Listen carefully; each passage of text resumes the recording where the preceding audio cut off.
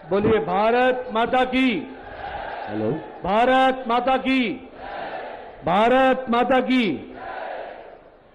आज के इस जनसभा में मेरे साथ उपस्थित मंच पर कर्नाटक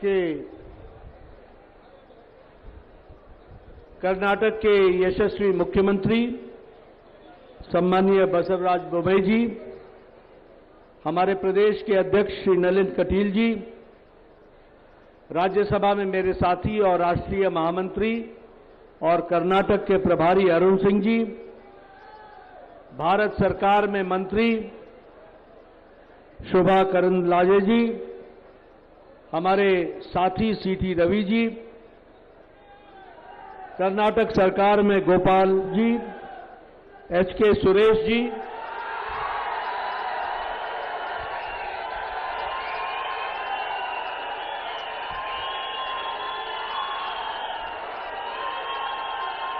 और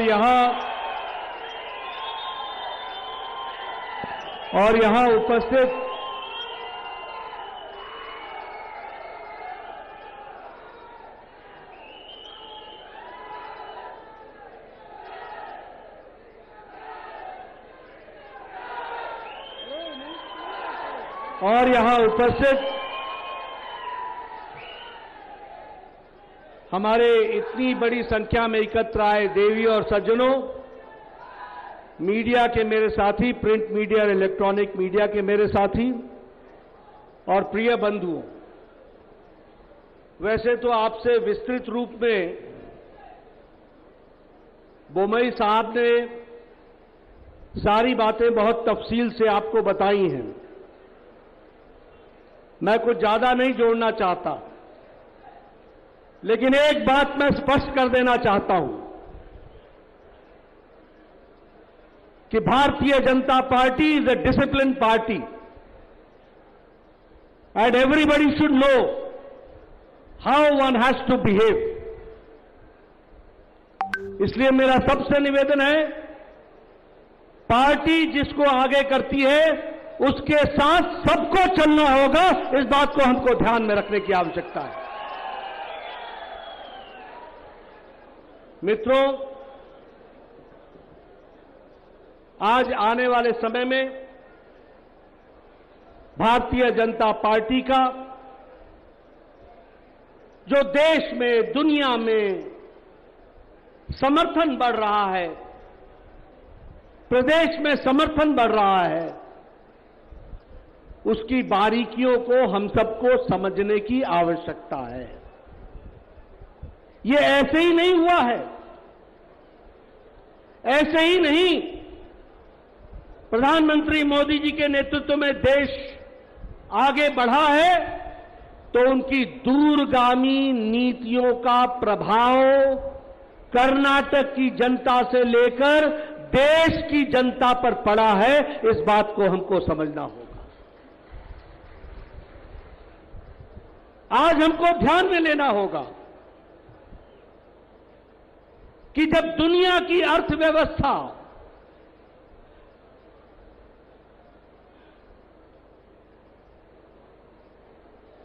कोरोना के बाद अमेरिका को हिला देती है, यूरोप को लड़खड़ा देती है, ऑस्ट्रेलिया जैसे देश विकास के लिए आगे बढ़ने का प्रयास करते हैं,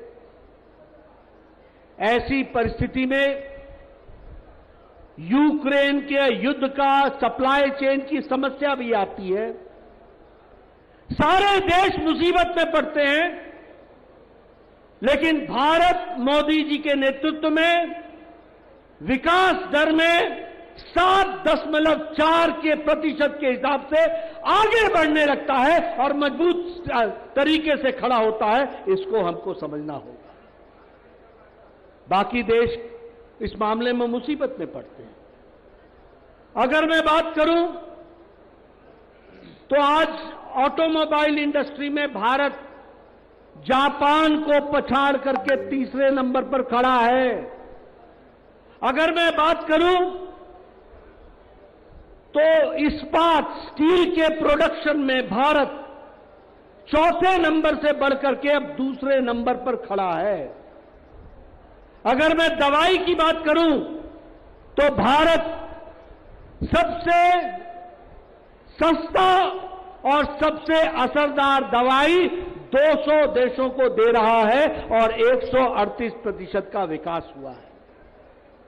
अगर मैं मोबाइल की बात करूं तो सन 2014 में 92% मोबाइल बाहर से आया करता था, लेकिन आज भारत 97% मोबाइल बना रहा है। 97% मोबाइल भारत बना रहा है। अब एप्पल का भी mobile made in India market में आ गया है, इसको भी हमको समझना चाहिए।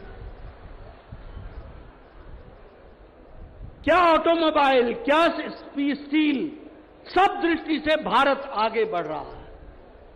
और वैसे ही आज जब मैं बेलूर में आया हूं तो मैं गौरव के साथ बोल सकता हूं कि गांव, गरीब, वंचित, पीड़ित, शोषित, दलित, युवा, किसान, इनकी अगर चिंता की है तो केंद्र सरकार की नीतियों ने चिंता की है, केंद्र सरकार की नीतियों। और मुझे खुशी है कि पहले येडियुरप्पा जी ने और बाद में बोम्मई साहब ने अपने बजट के माध्यम से गांव, गरीब, वंचित, पीड़ित, शोषित, दलित, एससी, एसटी, इनकी भी चिंता की है। यह मैं गौरव के साथ कह सकता हूं और आपके साथ शेयर कर सकता हूं। मैं अगर किसानों की बात करूं, अगर प्रधानमंत्री किसान सम्मान निधि प्रधानमंत्री जी ने शुरू की तो बोम्मई साहब ने भी किसानों को छोड़ करके आगे बढ़ाने का काम किया और उसमें अपना योगदान किया।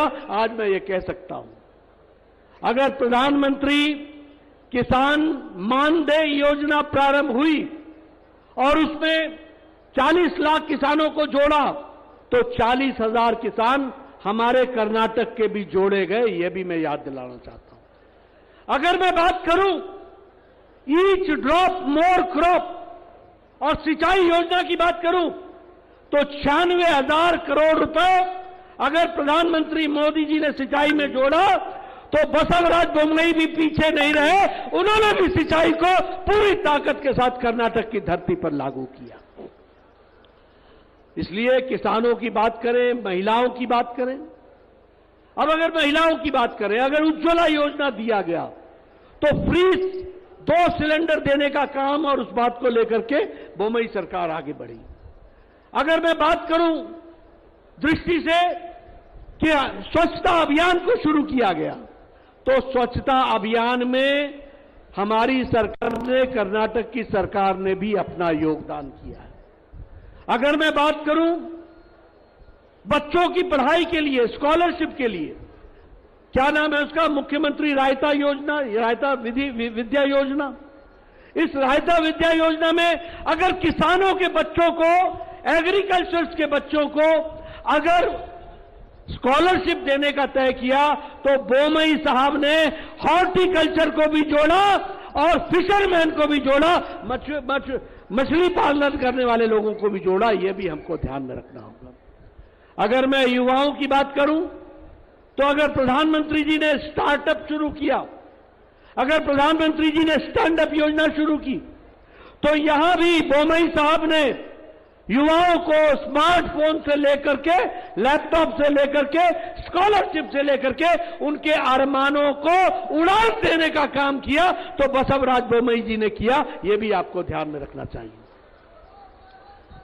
अगर मैं महिलाओं की बात करूं और बच्चियों की बात करूं तो उनको शिक्षा के लिए स्कॉलरशिप देना, उनके स्कॉलरशिप के साथ साथ उनको प्रोफेशनल डिग्री के लिए जोड़ना, उनको मुफ्त शिक्षा देने की व्यवस्था करना, उनको स्कूल में लाने की व्यवस्था करना, यह अगर करने का काम किया तो बसवराज बोम्मई जी ने इसको अक्षरशः लागू करके दिया है। यह मैं गौरव के साथ कह सकता हूं। और मुझे खुशी है कि इस बार का बजट जो मुख्यमंत्री जी ने रखा है वह बजट युवाओं को ताकत देता है।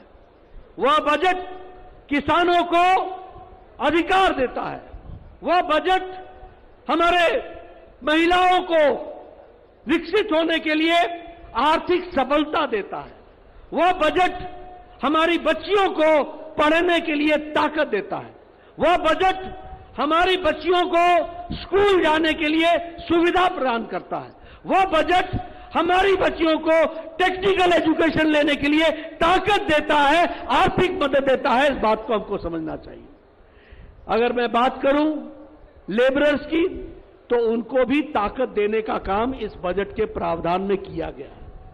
और इसीलिए मैं आपको एक ही बात कहने आया हूं कि मित्रों, मैं ज्यादा समय नहीं लूंगा, लेकिन एक बात आपको बता देना चाहता हूं कि कर्नाटक का भला और कर्नाटक की जनता का भला और कर्नाटक के सभी वर्गों का भला, कर्नाटक में दलित भाइयों का भला, कर्नाटक में हमारे एसटी भाइयों का भला, फिर चाहे रिजर्वेशन देने की बात हो, उनका रिजर्वेशन बढ़ाने की बात हो, सारी बातें बसवराज बोम्मई जी ने कर्नाटक की धरती पर पूरा करके दिया है। ये मैं दावे के साथ कह सकता हूं, ये मैं वायदे के साथ कह सकता हूं।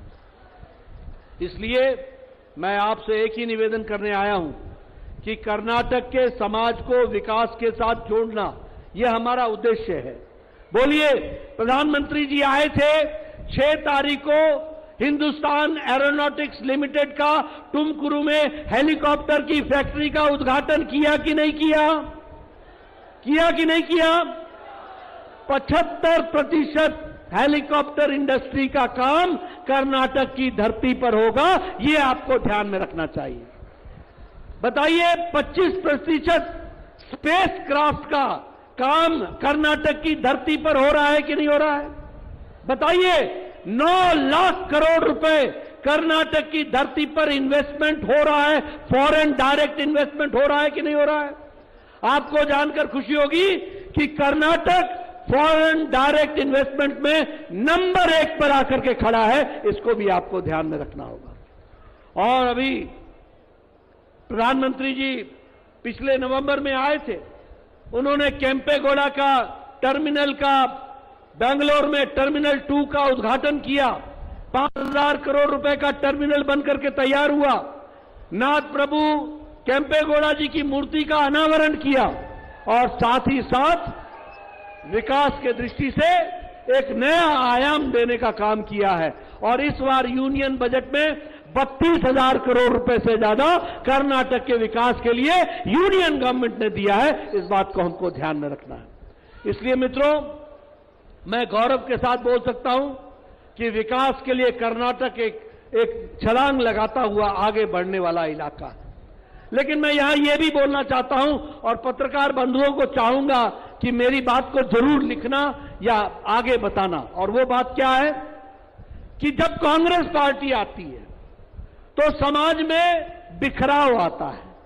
जब कांग्रेस पार्टी आती है तो फूट करो और राजनीति करो, यह उसका उद्देश्य बन जाता है। Divide and rule, this is the basic trait of Congress politics. Congress politics में कांग्रेस जब आती है तो वोट बैंक की राजनीति होती है। और वोट बैंक की राजनीति में किसी एक जाति को, किसी एक धर्म को अपीजमेंट के साथ चलाने का उद्देश्य लेकर के कांग्रेस पार्टी चलती है। और जब जब कांग्रेस आती है तो भ्रष्टाचार आता है। अभी अभी बोम्मई साहब ने आपको सिद्धारमैया की सरकार के भ्रष्टाचार के विषय आपके सामने रखे। लेकिन मैं एक ही बात पूछना चाहता हूं, कौन होगा भ्रष्टाचार से लड़ने वाला रखवाला? भ्रष्टाचार से लड़ने वाला रखवाला बसवराज बोम्मई होगा, जिन्होंने लोकायुक्त को स्थापना करने में कोई कसर नहीं छोड़ी। और भ्रष्टाचार का साथ देने वाला अगर होगा तो वो सिद्धारमैया होगा, जिसने लोकायुक्त इंस्टीट्यूशन को कर्नाटक की धरती से उखाड़ के फेंक दिया था और उसने भ्रष्टाचार किया था। इसलिए भ्रष्टाचार, कमीशन, करप्शन, इसका तीसरा नाम कांग्रेस पार्टी है। ये हमको ध्यान में रखना होगा। और दूसरी बात मैं कहना चाहूंगा कि ये अपीजमेंट, लॉ एंड ऑर्डर की सिचुएशन को खराब करना, ये काम सिद्धारमैया से कोई सीखे। और मैं यहां कहना चाहता हूं कि बताइए popular front of India PFI ban संगठन है कि नहीं है? बैन है कि नहीं है? इन्होंने समाज को में दहशत फैलाने का काम किया था कि नहीं किया था? बताइए, पीएफआई ने दहशत फैलाने का काम किया था कि नहीं किया था? किया था कि नहीं किया था? और ये सिद्धारमैया जी ने इनके मुख्यमंत्री काल में 175 केस पीएफआई के और Karnataka forum for Democrat for dignity के 175 केस वापस लिए और 1600 लोग जो जेल के अंदर बंद थे उनको छुड़ाने का काम किया। तो ये सिद्धारमैया ने किया। मैं पूछना चाहता हूं, ये समाज में दहशत फैलाना चाहते हैं, ये समाज को तोड़ना चाहते हैं, ये समाज के लॉ एंड ऑर्डर को समाप्त करना चाहते हैं। आप क्या ऐसे लोगों का साथ देंगे क्या? आप लोग ऐसे लोगों का साथ देंगे क्या? मैं सुनना चाहता हूं, आप लोग ऐसे लोगों का साथ देंगे क्या? ऐसी सरकार आनी चाहिए क्या? मैं पीछे से सुनना चाहता हूं, ऐसी सरकार आनी चाहिए क्या? अगर नहीं आनी चाहिए तो याद रखना, आने वाले समय में बसवराज बोम्मई जी को, भारतीय जनता पार्टी को, भारतीय जनता पार्टी की कर्नाटक शाखा को पूरी ताकत देने की आवश्यकता है।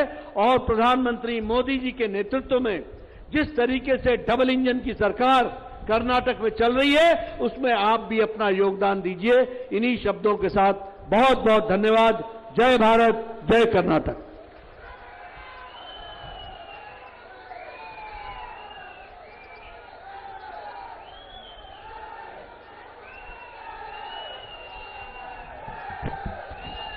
ಇಷ್ಟೊತ್ತು ನಮಗೆಲ್ಲ ಈ ದೇಶದ ಮತ್ತು ರಾಜ್ಯದ ಪ್ರತಿಯೊಂದು ಅಭಿವೃದ್ಧಿಯನ್ನು ಡಬಲ್ ಇಂಜಿನ್ ಸರ್ಕಾರದ ಮತ್ತು ಸಂಘಟನಾತ್ಮಕ